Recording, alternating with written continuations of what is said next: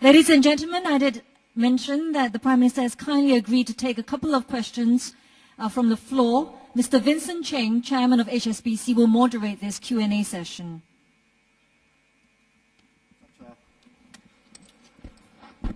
Wide-ranging and insightful speech on all the issues facing the world.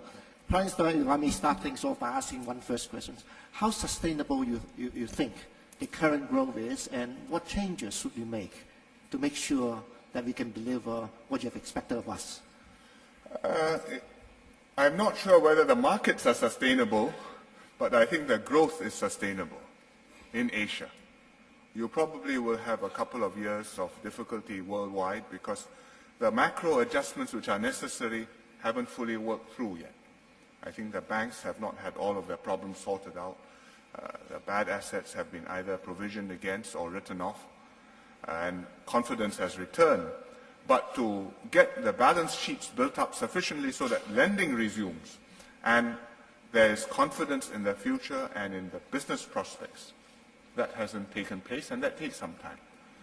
Getting the regulatory and supervisory framework improved so that you have the right capital adequacy requirements, you have the right gearing limits, you have the right oversight system, that also hasn't been implemented, and that's necessary. So these things take some time. I think the macro adjustments to the savings, consumption, investment balances also have not fully worked through. The American public, the consumers, are now spending 3 to 5% or saving 3 to 5% of their income, which is closer to what has historically been done and what is sensible. But if Americans are saving less, somebody else has to spend more somewhere in the world. And it has to be in Asia. But how this can be achieved, it's not just a matter of printing vouchers, but you have to be able to have people having the confidence in their own future, not to have to make excessive savings for contingencies. You have to have people with income levels so that they have the wherewithal to spend. And you have to have the whole system of credit as well as trade working properly so that you are part of the global economy, and the consumption can be translated into demand worldwide. All these take some time, and therefore I think the next few years will be slow worldwide, but I believe in the long term Asia will do well for the reasons which I explained. Thank you, Prime Minister. Ladies and gentlemen, the Prime Minister has kindly agreed to answer some questions from the floor. Please state your name and the name of your organization, gentlemen.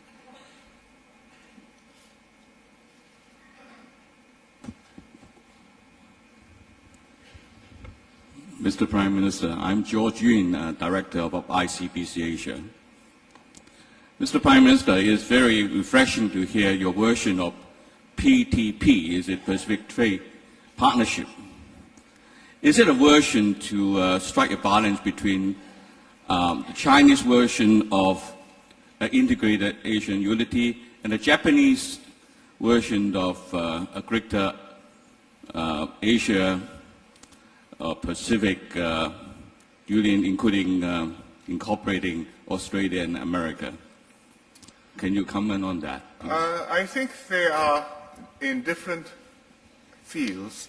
The Trans-Pacific Partnership, which I was speaking about, is a purely free trade agreement.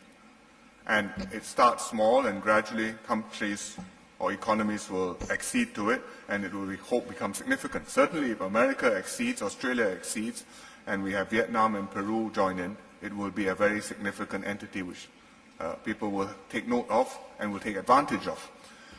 I think what Prime Minister Hatoyama of Japan is talking about when he says an East Asia community is a long-term vision for Asia in which many different aspects of life are integrated together.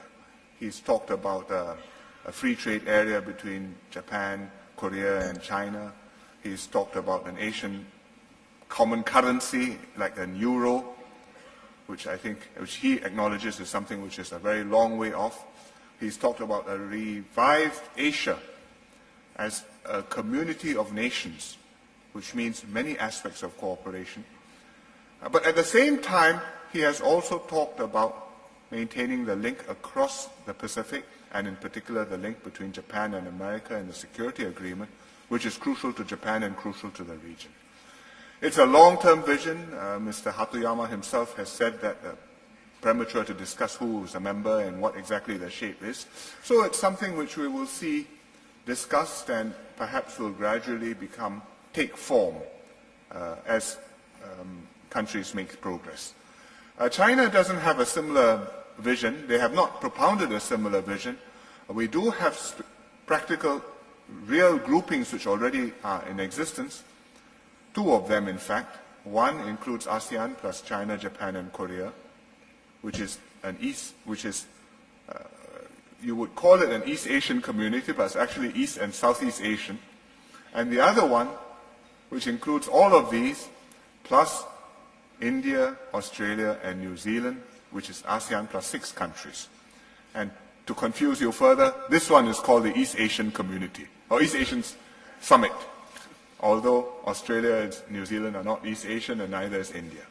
But it is a group which reflects the pattern of cooperation and regional integration which is taking place, and where the flows are, where the interfaces are, where the potential frictions are, which within a group we can talk over and we can make progress, harmonizing our aspirations and our objectives.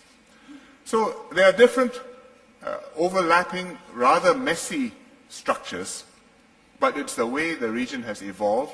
And when you are in a situation like this, which has a historical background to how you got here, the wisest thing to do is not to succumb to the urge to tidy up everything, but to leave it and let it evolve gradually and incrementally make progress as we understand what makes sense and what will be useful to the countries.